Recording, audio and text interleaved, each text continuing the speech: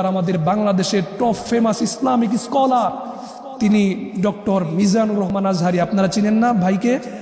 গত 2 দিন আগে তিনি দেখলাম ফেসবুকে একটা স্ট্যাটাস দিয়েছেন, সেখানে তিনি বলেছেন আমি একটা টিকটক আইডি খুলেছি।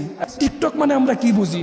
2 পাশে চুল থাকবে না, ঘোড়ার মতো চুল থাকবে, আর শরীরের পাট টু পাট দেখাবে, নাচানাচি করবে, এটাই তো বুঝি আমরা। কিন্তু বিশ্বাস করেন ভাই, এটা হচ্ছে একটা সোশ্যাল প্ল্যাটফর্ম। এখানে আপনি যে কোনো আলোচনা দিতে পারেন, যে কোনো সিস্টেমে দিতে পারেন। আপনি ভালোটাও প্রচার করতে পারেন, খারাপটাও করতে পারেন। আজকে এই টিকটক নামক যে অ্যাপসটা আজকে ধ্বংসাপ্তের কারণ আজকে যুব সমাজের হয়ে দাঁড়িয়েছে।